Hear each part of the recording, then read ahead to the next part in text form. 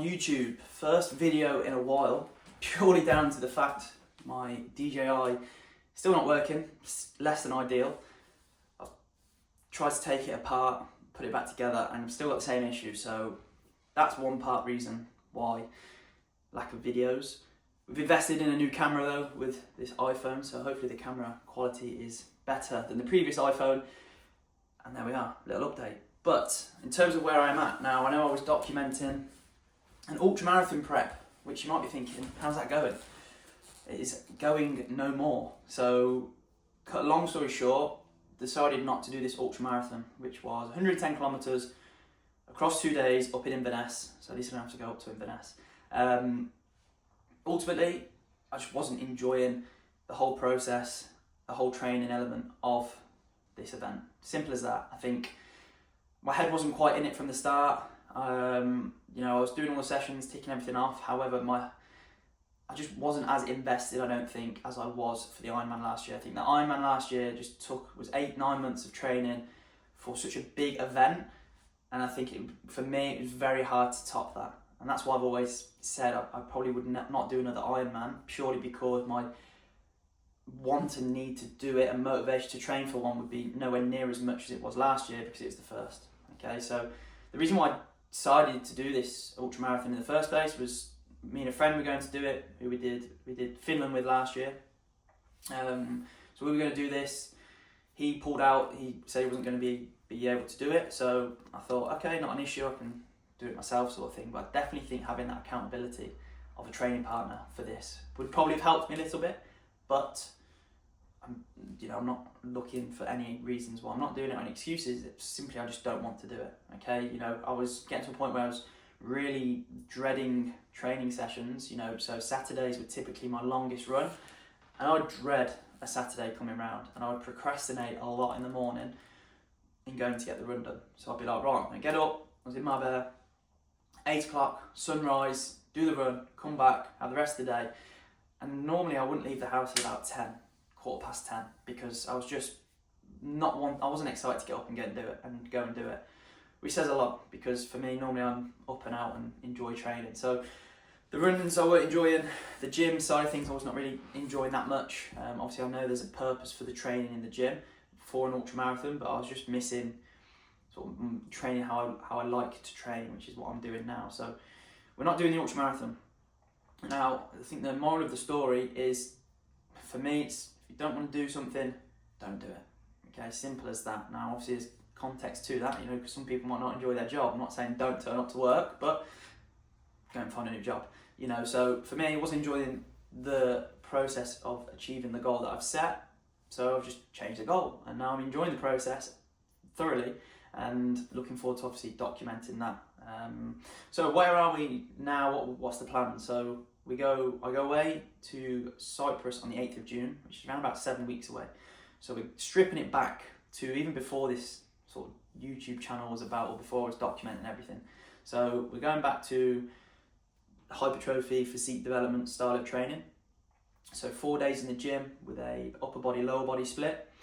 I'm still running. I'm still including runs into my week, because I do enjoy them, and I don't want my life just to revolve around running. I want to be able to run as long as I want, as fast as I want, however I like. I'm just using it mainly as a tool to help with this deficit. So Wednesdays I do a 10k run at like a run club with a few friends, and then on a Saturday I'm doing a tempo run, 6k, and 3 of those kilometers are spent at sort of max effort. So something a little bit different, which I'm enjoying. I've only done it the once, it was pretty tough, but I'm looking forward to increasing my anaerobic fitness as opposed to everything being long, slow, and zone 2.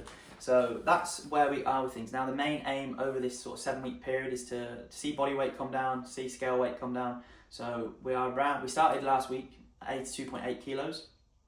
As of today, I didn't weigh myself this morning, so I was a bit earlier, but yesterday I was 81.8 kilos. So we are 1 kilogram down, which is to be expected. I have pushed things a little bit more this week just to see things move a little bit more, purely down to the fact of we might have had an Easter egg or two over the weekend. So we're pushing things a little bit. The way I've been splitting it up so far is training days in the gym, we're on 2,000 calories, and on a Sunday, which is a rest day, 2,000 calories. and then on non-training days, or the days where I run, I'm consuming 2,500 calories. So a little bit more, purely because I notice appetite after a run is very high. So to accommodate for that, we're going to just increase calories on those days, give myself an extra 500 calories to just obviously curb that hunger, and ultimately just allow me to recover that little bit better in between each session. So that's where we are from nutrition. Like I say, gym wise, upper lower, low volume, 2 sets per movement, anywhere from sort of 8 to 15 reps, depending on what exercise we're doing. And it's my 3rd week into this rotation, because I did a week of just sort of sussing things out, new gym and everything. So we're now up to around about 1 to 2 reps away from failure. So we've built that up slowly but surely. Recovery's been good. Like I say, low volume, high frequency. It's the style I enjoy training the most, and ultimately it's allowed me to progress within the weights that I'm using, as well as obviously getting used to a few new movements. So we're also doing 12,000 steps per day. Doggy's getting walked a lot. He's going to be the most shredded black Labrador anyone has ever seen, even at the age of, I think he's like 84 in human age. So he's about 11 or 12 in dog years. So that's no problem. And obviously, touch wood, the weather's bearable, so we're able to get out and split those walks up. So that's where we are. But the main thing as well is just nice to have a little bit of life and energy back, you know, because training for any endurance event takes up a lot of time, a lot of effort, a lot of energy, and obviously with work and everything, I want to be able to give as much of time and effort and energy into clients, etc., especially for those that are doing their own events. You know, the other week I was able to go to Wales to watch James do his marathon, whereas normally that would have been a day of running. I've then got another half marathon with 3 clients this weekend, which I'll be able to go and see, and obviously throughout the summer as well with triathlons and different fitness events. So it's nice to have a bit of time and energy and enjoyment back into life since coming back to the UK for the short term. So I want to do this little update video to show you where we're at, the plans going forward, which I've just spoken about. I've got Montenegro next month for a week, Cyprus in June, nothing planned for July, Lisbon in August, and then we'll see where things take us from there. But obviously I'm going to document for now this next 6-7 week dieting phase, go through how I'm going about it, how to overcome different obstacles, this, that and the other, and obviously just showcase what I get up to. But if you enjoyed the video, make sure to give it a like, subscribe, and I will see you on the next one.